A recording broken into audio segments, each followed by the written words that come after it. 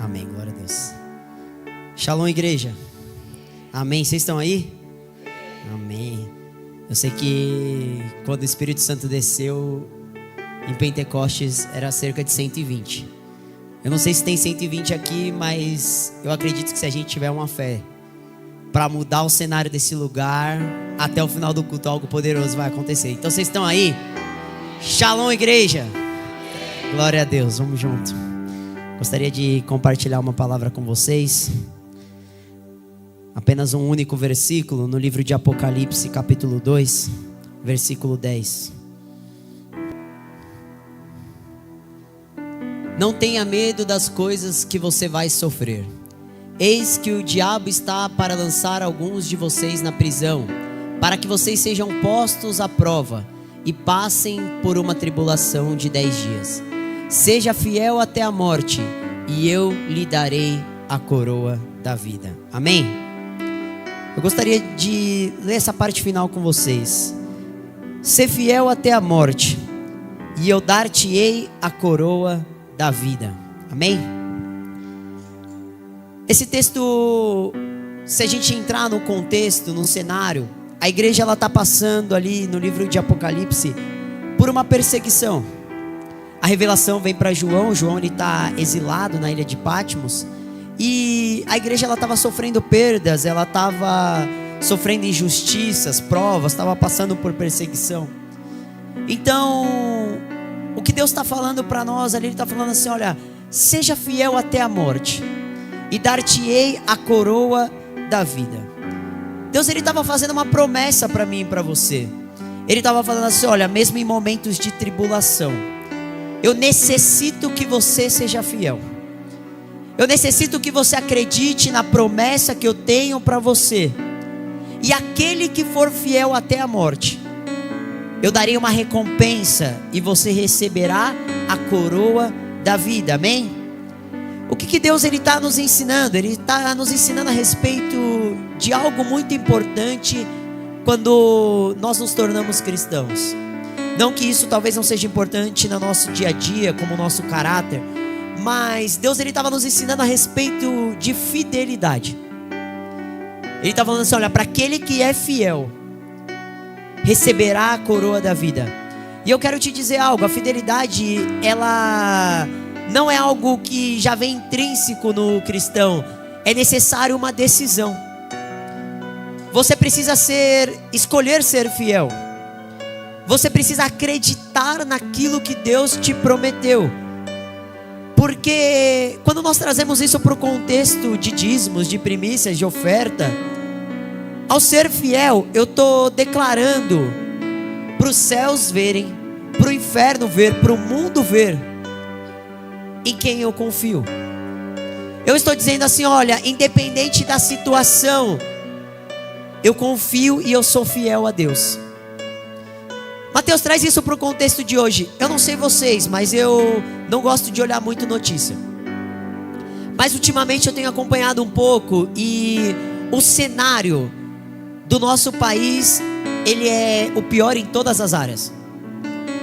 Mateus, como assim é o pior país? Não, estou querendo dizer que se você olha para 5 anos atrás e o cenário de hoje, o que nós esperamos para 2026 é algo catastrófico em todas as áreas. Mas se eu acredito no cenário que existe aí fora, eu estou falando: Deus, eu não sou fiel àquilo que o Senhor prometeu.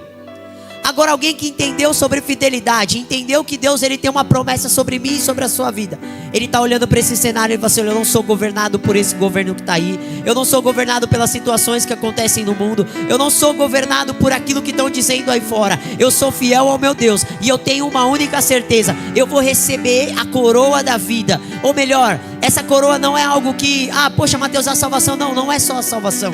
Alguém que é fiel diante do reino de Deus, ele está apto, habilitado a receber agora e depois. Me explica melhor. Talvez o mundo aí fora está dizendo para nós que nós vamos parar em meio a 2026, que vai falir negócios, que a igreja não vai conseguir resistir. Você está olhando e fala assim: eu continuo sendo fiel. E se eu sou fiel, eu conheço alguém que é mais fiel do que eu, que é Deus. Ele não vai deixar eu sucumbir, Ele não vai deixar eu parar. E quando eu trago isso para a minha vida financeira, eu estou olhando para o dízimo e falando assim, olha, parece que não vai dar para entregar, mas eu escolho primeiro entregar a primeira parte. Eu dou a minha primícia, eu dou o meu dízimo, eu manifesto a minha fidelidade para Deus. E eu falo, Deus, eu confio em o Senhor, pode fazer o que quiser, pode fazer como quiser, pode fazer da forma como o Senhor já determinou, porque a situação aí fora não vai me parar. Se eu estou disposto a ouvir o que o mundo aí fora diz, eu vou parar. Mas se eu sou disposto a ser fiel, ninguém me para. Nós temos uma arma na mão. Se nós somos fiel diante de Deus, se nós cumprimos princípios bíblicos, nós estamos habilitados a viver algo sobrenatural. Sabe por quê? Porque talvez se você prosperasse no ano que estava tudo bem, diriam para você que foi a força do seu braço, diriam para você que foi a sabedoria. Então enquanto uns dizem para mim assim, olha, o mundo vai acabar com tudo, o cenário está ruim, eu estou olhando para isso como uma oportunidade de Deus fazer um milagre na minha vida, de Deus manifestar o poder dele e falar, a partir de hoje, ninguém mais pode dizer que foi outra pessoa que fez, fui eu que fiz na vida dele. Nós precisamos entender que a fidelidade nos faz apto a viver o reino de Deus. Porque Deus, ele também faz uma promessa. Ele está falando assim, olha, só quem for fiel. E aí eu quero trazer um contraponto. Se eu não confio em Deus, se eu não sou capaz de entregar, eu também não sou capaz de receber a coroa da vida. E isso, eu confesso, me entristece. Porque tem muitas pessoas, ou boa parte delas, que estão na presença de Deus, caminham com Jesus, andam com Jesus, sentam à mesa com Jesus, mas não vão receber a coroa da vida. É forte para você? Porque Judas andou com Jesus, mas não sabia ser fiel. Andou 3 anos ao lado de Jesus, sentou na mesa com ele, dormiu nos mesmos lugares, comeu da mesma comida, mas não sabia ser fiel. E se nós não sabemos cumprir princípios bíblicos, nós estamos falando para Jesus, olha, eu ando contigo, eu como da sua comida, eu faço parte da sua casa, mas eu ainda sento com Judas. Eu ainda me alimento das mesmas promessas que Judas se alimentou. Eu não consigo confiar naquilo que o Senhor vai fazer. Por isso nós cristãos precisamos entender rapidamente que a fidelidade, ela está totalmente ligada ao cumprimento de princípios bíblicos. Eu não sei você, ou se talvez ninguém nunca te ensinou isso, mas urgentemente você precisa começar a cumprir princípio bíblico. Isso não é algo que Deus negocia. Ele não falou, olha, se alguns fizerem ou outros não fizerem. Não, ele falou assim, ó, seja fiel até a morte. Ah, é só quando a situação tá boa? Não, não é só quando você tá ganhando muito dinheiro. Não é só quando dentro de casa suas contas estão pagas. Não é só quando tudo está indo bem.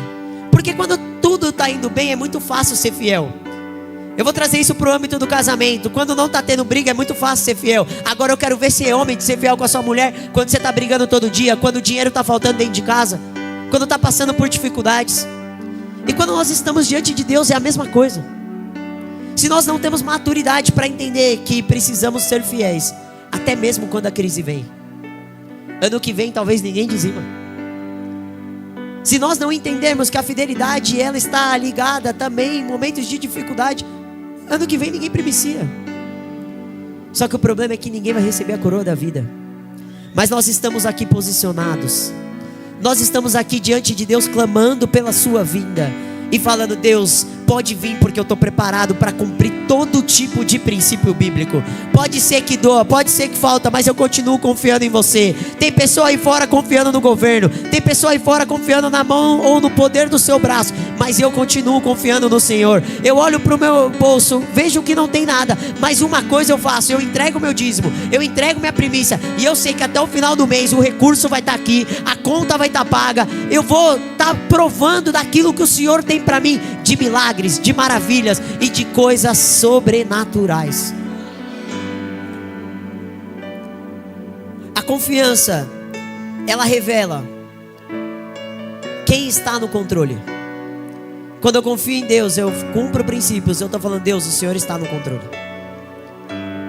Eu acredito no que o Senhor vai fazer, mesmo que talvez o meu carro esteja desgovernado. O Senhor ainda está no controle. O ato de cumprir um princípio bíblico é você olhar para aquilo que é invisível e falar: eu ainda creio. Muitas vezes a gente precisa ser como Tomé, tocar, sentir. Mas quando falamos de fidelidade e confiança, você vai ter que dar o primeiro passo, como Pedro. Deus, eu quero andar nas águas contigo. Então vem, Pedro, mas não tem chão, mas pisa, Pedro. Porque quando o Senhor pisar, quando você pisar, o Senhor coloca o chão. Talvez a sua vida de princípios bíblicos estava dessa forma. Você estava vivendo coisas que talvez você fala: não tem jeito, não dá para viver. Mas quando você começa a viver em princípios bíblicos, cumprimento, crendo, sendo fiel a Deus, coisas sobrenaturais começam a acontecer. E aqui eu encerro. Eu não gosto de contar testemunho, mas eu estava falando com o pessoal da escola, o pós-encontro agora. Há 3 anos atrás, eu e a minha esposa, nós andávamos nas ruas e nós profetizávamos um modelo de carro. E onde nós passávamos parecia 2 doidos. A gente olhava e falava: eu vou ter um desse, dessa cor. Nós passávamos pela rua, nós colocávamos a mão, nós íamos do lado e colocávamos o pé na roda e declarávamos: nós vamos viver. Passou cerca de 1 ano, porque a promessa não está condicionada àquilo que eu falei, mas condicionada àquilo que Deus quer fazer. Talvez a promessa sua demore 1, 2, 3 anos, mas você precisa continuar acreditando, porque eu acreditava. Um determinado dia, a gente falou assim: a gente precisa trocar de carro.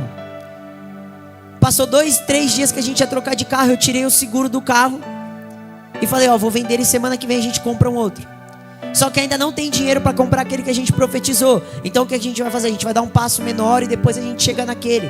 Amém, estamos juntos, estamos alinhados, então vamos. Tirei o seguro do carro, olha que loucura.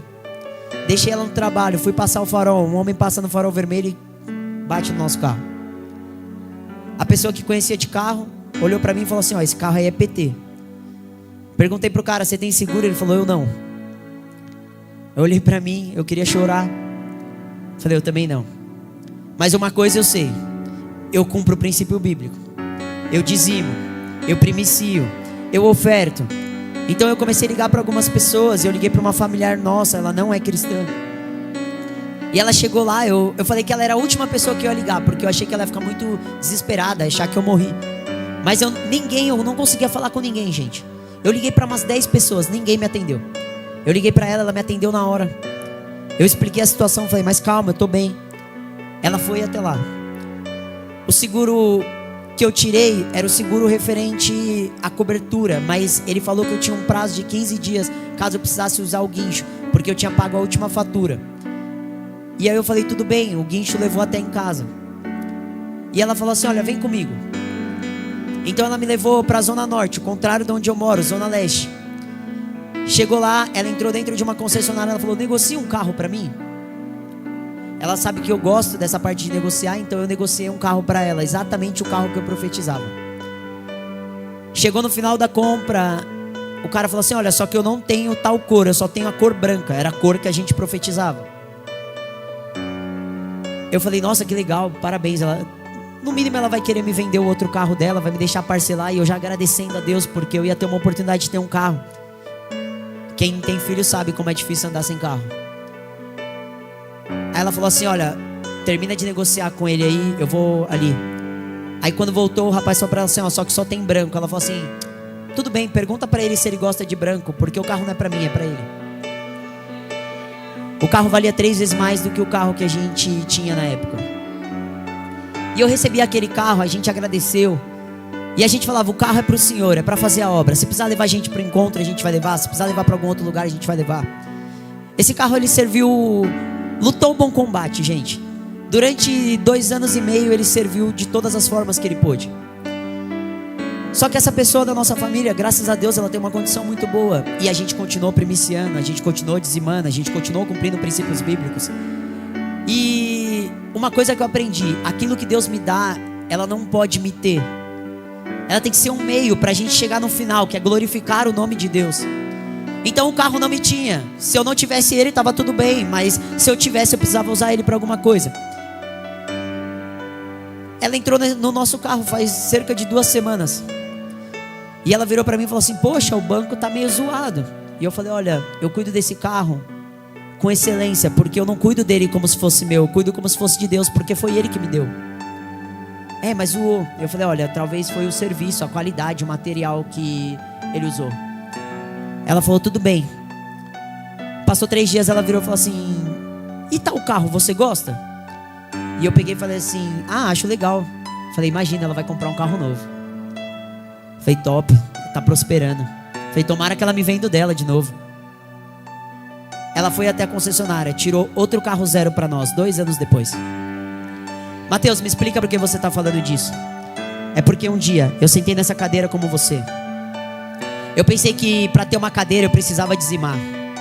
Eu pensei que para ter estrutura eu precisava cumprir princípios. Então eu entendi o que é fidelidade. E a partir desse dia eu fui fiel a Deus todos os dias. Tinha dia que eu falava, eu não vou dar o dízimo porque vai faltar, mas eu tirava. E eu falava, no final do mês eu vou ter recurso. Esses dias minha esposa pediu um curso e eu falei, eu vou tentar negociar o dízimo porque eu preciso pagar o curso. E eu falei assim, olha, eu não vou negociar porque isso é algo inegociável. Então eu fui lá e dizimei, eu primiciei. O dinheiro do curso veio. E Deus, por nós sermos fiéis, Ele deu algo que para mim é algo que Ele está colocando para me dizer, continua sendo fiel, porque lá na frente você recebe a coroa da vida. Isso é mais um meio que eu vou glorificar o nome de Deus, para que outras pessoas possam estar no culto, possam receber essa palavra, possam ser impactados. Eu não sei você, mas eu estou ansioso para o ano de 2026, porque para quem está sendo infiel, que está lá fora, pode ter crise, mas para nós vai ter avanço, vai ter conquista, vai ter milagre, vai ter provisão, vai ter prosperidade. Você consegue crer nisso? Mas é só para quem é fiel. Então nessa tarde eu quero te convidar. Talvez você nunca ouviu falar sobre fidelidade. Talvez você nunca ouviu falar sobre confiar no Senhor de todas as suas forças. Isso é um convite de alguém que aprendeu a fazer isso. Eu também não dizimava. Quando eu vim para a igreja, sabe o que eu achava? Que eu ia dar dinheiro para o pastor. Hoje eu entendi que eu não tenho nada a ver com o pastor. Eu tenho uma relação com Deus, intimidade, relacionamento. E Ele tem feito na minha vida porque eu entendi que não tem a ver com um terceiro. Tem uns que dão desculpa, tem outros que dão jeito. Quem vai ser você hoje? Quem você vai ser no ano de 2026? Porque a crise está aí fora. Ou você vive ela, ou você vive os milagres de Deus. Se coloque de pé, por favor. Separa seu dízimo. Separa sua primícia. Separa sua oferta. Eu quero desafiar a sua fé nessa tarde. Fala assim, Deus, o Mateus não é privilegiado. A família dele não é privilegiada. Eu vou ser fiel e eu vou viver as mesmas coisas que eles estão vivendo. Eu quero subir nesse altar um dia e testemunhar milagre. Eu quero ver você testemunhar milagre. Mas hoje começa num ato de fé, de entrega, de confiança e de fidelidade. Separa seu dízimo. Separa sua primícia e sua oferta. Pai, nós te agradecemos nessa tarde por essa oportunidade. Nós estamos diante de Ti não como pessoas emocionadas, mas como pessoas que entenderam sobre fidelidade e confiança. Nós somos fiéis ao que o Senhor nos mostrou. Nós somos fiéis à visão que o Senhor colocou em nosso coração. E nós confiamos que o ano de 2026, enquanto muitos estão dizendo que será um ano terrível, nós viveremos provisões, nós viveremos milagre, nós viveremos abundância, nós viveremos coisas que nem os olhos viram, os ouvidos não ouviram e sequer chegou ao coração de cada um que aqui está. Por isso nessa tarde nós entregamos a nossa primícia, nós entregamos o nosso dízimo, nós entregamos a nossa oferta como mostra da nossa fidelidade e confiança em Ti. O meu pedido, Deus, em nome de Jesus, é que cada um viva tudo aquilo que a sua palavra determina a respeito dos cumprimentos de princípios bíblicos. Que haja proteção sobre a colheita de cada um, que haja abundância e um transbordar. Porque no ano de 2026 testemunharemos os seus grandes feitos. Abençoa cada um, Senhor, à medida da sua fé, Pai, e à medida da sua entrega, no poderoso nome de Jesus. Amém? Pode pegar seu dízimo, sua primícia, sua oferta, trazer aqui as laterais, tem maquininhas. O pastor está aqui para orar. Amém?